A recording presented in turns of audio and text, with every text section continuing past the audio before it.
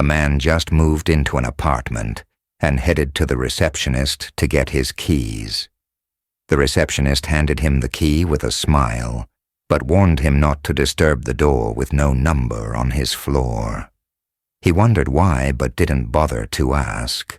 Too busy with his new apartment to care. After he finished unpacking, curiosity began to gnaw at him. Why would the receptionist warn him about such a thing? So he stepped out of his apartment to check the door with no number. He tried the doorknob first, but it was locked. Instead, he got onto his knees and peeked through the keyhole. The apartment he was looking into was empty. His eyes scanned the entire place before stopping at a woman standing with her face against the wall in the corner. He noticed her pale skin and long black hair before stepping back, suddenly feeling perverted for invading someone else's privacy. He brushed it off, assuming she was someone who didn't want to be disturbed. The next day, his curiosity got the better of him, and he went back. He immediately got onto his knees and peeked through the keyhole again. All he saw was red. Red. He assumed the pale woman must have caught him peeking the last time and covered the hole with something red. He left the door alone and went down to the receptionist to ask some questions. The receptionist sighed and asked, "You looked through the keyhole, didn't you?" He admitted it, and so she felt obliged to tell him the story. She explained that a couple used to live in that apartment a long time ago, but the husband went crazy and killed his wife. However, this couple wasn't normal. They had pale skin, black hair, and red eyes. Story 2. A daughter was in her room upstairs, diligently working on her homework. The house was quiet, the only sound being the occasional rustle of paper and the ticking of her clock. Suddenly she heard her mother's voice call from downstairs. "Dinner's ready, come down." She smiled, put her pen down, and jumped to her feet. As she made her way towards the stairs, her excitement grew. But before she could take a step, a pair of hands grabbed her from behind and yanked her into the laundry room beside the staircase. Her heart pounded in her chest, panic rising until she saw it was her mother. But something was terribly wrong. Her mother's eyes were watery and bloodshot, her face pale and drawn. "Don't go down there, honey," her mother whispered, voice trembling. I heard it too. The daughter's mind raced, trying to make sense of what she was hearing. "But Mom, you're here. How can you be downstairs too?" she asked, confusion and fear mixing in her voice. Her mother held a finger to her lips, urging silence. "I don't know what it is, but it's not me," she whispered urgently. "It's been mimicking my voice for days. Stay here and don't make a sound." Terror gripped the girl as she listened to the sounds from downstairs. The voice called again, more insistent this time. "Come down now, dinner's getting cold." The daughter peeked out through the crack in the laundry room door. She could see someone moving in the kitchen. It looked just like her mother, but as she watched closely, her breath caught in her throat. The woman in the kitchen turned around, revealing a familiar face. Her real mother, looking tired but otherwise normal. Confused, the daughter turned back and was surprised to find that there was no one there. Panic surged through her, and she screamed, bolting out of the laundry room and running towards her real mother in the kitchen.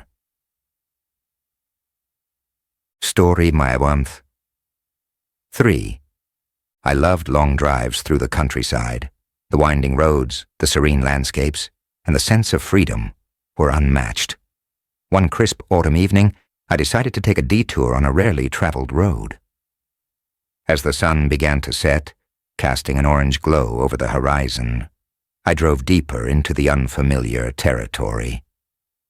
The road narrowed and the trees on either side seemed to close in, their branches forming a tunnel overhead. The farther I drove, the darker it became. The air grew colder and the once comforting silence turned eerie. My headlights barely pierced through the encroaching darkness.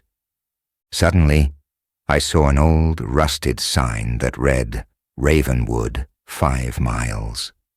Curiosity got the better of me, and I decided to follow the sign. The road became bumpier and unease grew within me. After what felt like an eternity, the outline of a small, desolate town appeared. Ravenwood looked abandoned.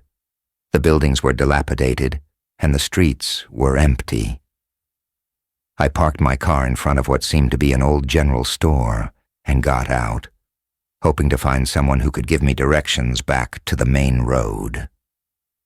The door creaked as I pushed it open, revealing a dusty, dimly lit interior. "Hello?" I called out, but there was no response. I walked through the aisles, my footsteps echoing in the silence. Suddenly, a cold breeze passed by me, sending a shiver down my spine. I turned around, but no one was there. My heart began to race as I hurried back to my car.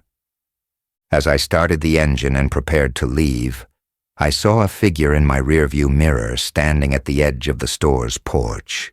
It was a woman in a long, tattered dress, her face obscured by shadows.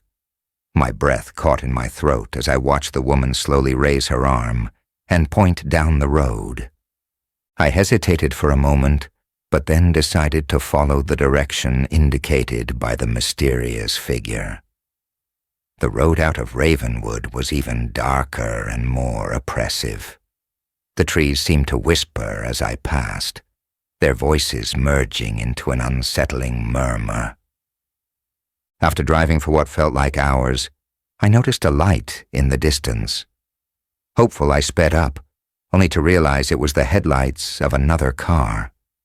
As they drew closer, I saw that it was an old, abandoned vehicle, its lights flickering.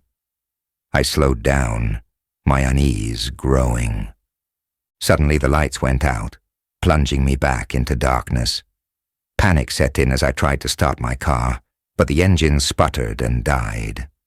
The murmur of the trees grew louder, almost like whispers of long-forgotten secrets. I locked my doors and looked around frantically, my heart pounding in my chest. In the faint glow of the moon, I saw them, figures emerging from the woods, their eyes glinting in the darkness. They moved closer, surrounding my car. My breath came in ragged gasps as I fumbled for my phone, but there was no signal. The figures pressed their faces against the windows, their eyes hollow and unblinking. One of them mouthed words I couldn't hear but could feel in my bones. "Adios, caballero."